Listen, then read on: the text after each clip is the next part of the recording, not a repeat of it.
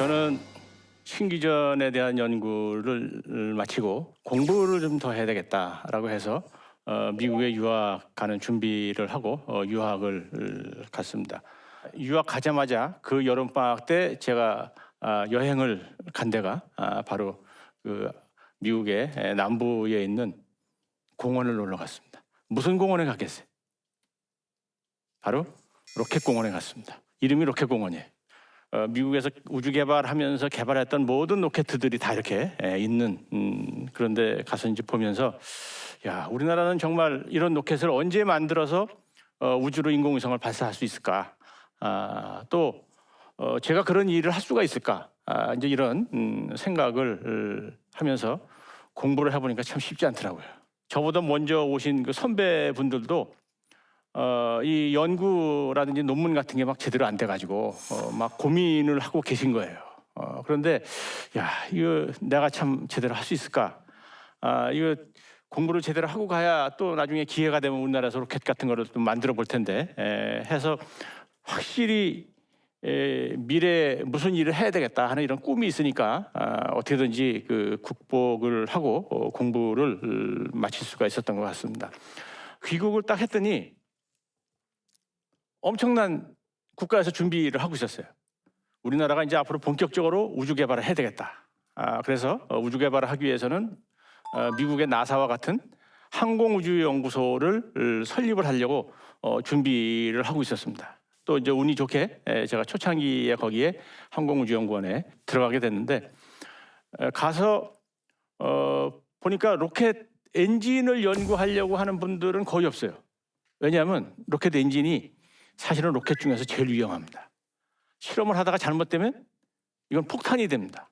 그렇지만 이제 저는 로켓을 앞으로 큰 로켓을 개발하기 위해서는 로켓 엔진이 중요하니까 로켓 엔진 분야를 연구를 해야 되겠다라고 해서 로켓 엔진 분야에 들어가서 연구를 시작을 했는데 연구를 시작을 하면서 이렇게 주변을 보니까 북한에서는 우리보다 빨리 인공위성을 발사할 것 같다는 그런 생각이 들었습니다. 왜냐하면 항공우주연구소가 설립이 되던 89년에서 한 1, 2년 지나니까 바로 스커드라는 미사일을 북한은 발사를 하고 또 중동에서는 이 스커드 미사일을 묶어가지고 인공위성을 발사하는 그런 나라들도 막 나오기 시작을 했습니다. 그래서 그럼 북한도 이 스커드 미사일이라든지 이런 걸 좀 더 크게 만들어가지고 묶어가지고 인공위성을 발사할지 모르겠다.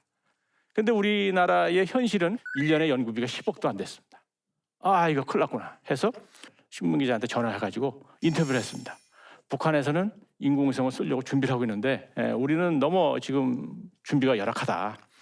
연구비가 좀 나와야 될 텐데 그렇게 해서 인터뷰를 한 그 신문 기사가 바로 뒤에 있습니다. 이 로켓 분야의 미래가 북한하고 어떤 관계로 앞으로 될 거다 하는 거를 예측을 하고 있는 과학자가 있다 하는 거는 그래도 보여준 예가 아닌가 생각이 들어요. 그래서 그러면 북한에서 위성을 발사를 하면 정부에서 빨리 그 인공위성을 쏠 수 있는 로켓을 만드십시오 하는데 우리는 준비가 안 됐습니다. 이럴 수는 없잖아요. 그래서 인공위성을 발사할 수 있는 이런 큰 로켓을 개발하기 위해서는 액체 추진제를 이용하는 로켓을 연구를 해야 되겠다라고 해서 이쪽 분야의 연구를 시작을 했습니다.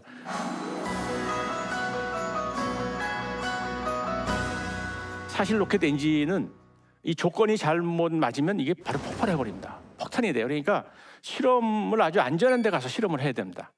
그래서 그렇다고 실험할 장소도 없었어요. 그래서 헌 컨테이너 속에다가 로켓 엔진을 실험할 수 있는 장비를 설치를 해서 사람이 없는 그 황무지 같은 데 가서 이제 실험을 하는 장면입니다. 이렇게 해서 이제 실제로 정부에다가 제가 이제 책임자가 돼서 액체 로켓을 개발해서 이제 발사하는 프로그램을 제출을 했습니다.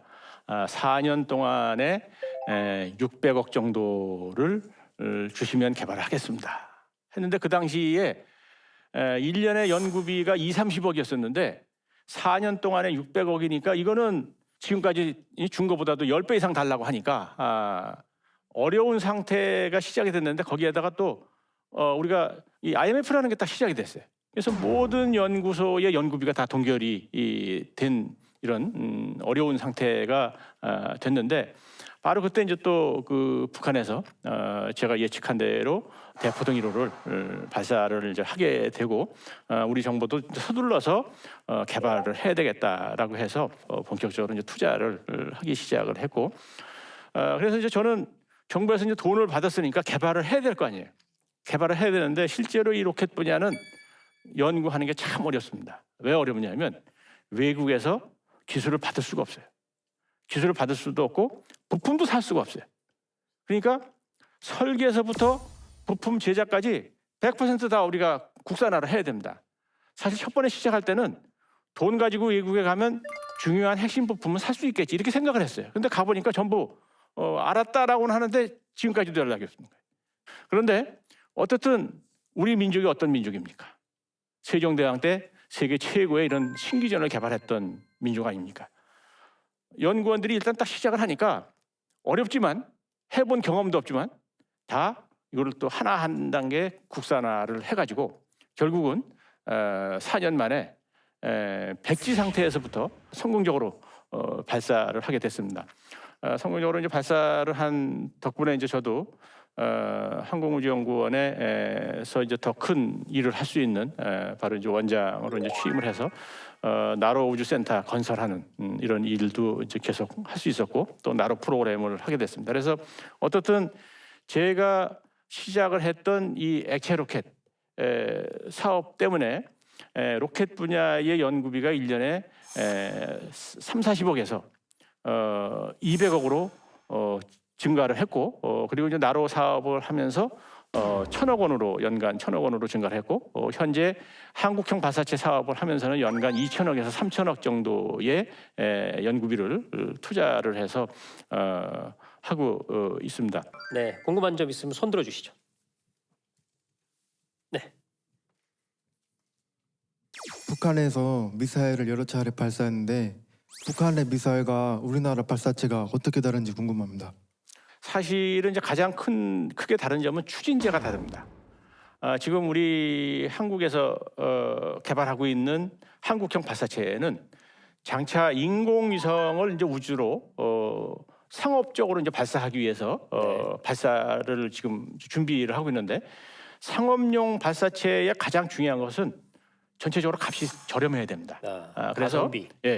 추진제의 값이 가장 저렴한 것이 액체 산소와 케로신을 사용하는 건데 이제 케로신은 석유의 일종입니다.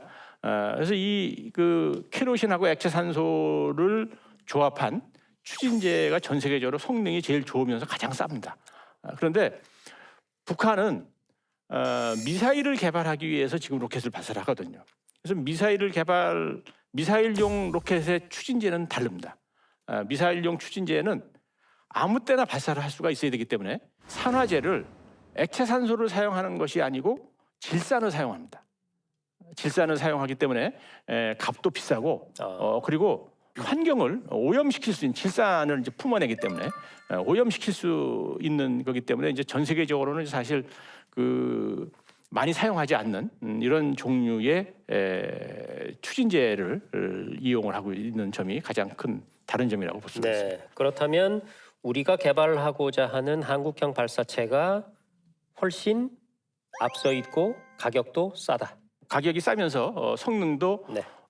예를 들어서 이제 북한이 지난번에 은하 3호로 발사한 인공위성은 이제 무게가 100kg 정도짜리를 이제 발사할 수 있는 이런 발사체를 개발을 했는데 우리가 이제 2022년에 발사할 한국형 발사체는 그거보다 이제 15배나 더 무거운 1.5톤짜리 인공위성을 우주로 발사할 수 있는 아주 세계적으로도 큰 규모의 이런 우주 발사체입니다. 네. 네, 다음 질문 있으신 분 손 들어 주시죠. 우리나라가 로켓을 개발하고 우주로 나아가야 하는 이유가 무엇인지 궁금합니다. 네. 왜 우리는 이 땅에서도 할 일이 많은데 굳이 저 어려운 로켓을 개발해서 그걸 타고 우주로 가야 될까요? 지금 자동차 혹시 있으세요? 근데 앞으로 기회가 되면 자동차 사실 거죠? 빨리 사실 거죠? 버스 있고 기차 있는데 왜 사실라 그러세요? 자유스럽게 가고 싶은 데를 가려면은 자가용이 있어야 되잖아요.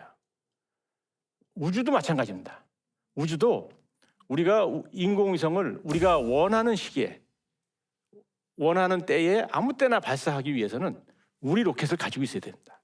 우리 로켓이 없을 경우에는 외국의 로켓을 이용을 해야 되는데 그 경우에 또 예를 들어서 우리가 군사적으로 사용하기 위한 어떤 인공위성 같은 경우는 외국에서 발사도 안 해줍니다. 그렇기 때문에 우리가 원하는 그런 우주 개발을 우리가 원하는 상태대로 하기 위해서는 우리가 독자적인 이런 발사체를 가지고 있어야 하기 때문에 선진국에서는 대부분 자기 발사체를 이제 가지고 있는 이런 형편입니다. 제가 일본의 학회에 한번 오래전에 간 적이 있었는데 갔더니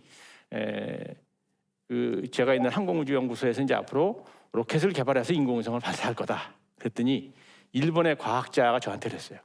아니 그 외국에 로켓이 많은데 네. 굳이 꼭 뭐 발사를 할 필요가 있느냐? 뭐 일본한테 이야기하면 발사를 해줄 텐데.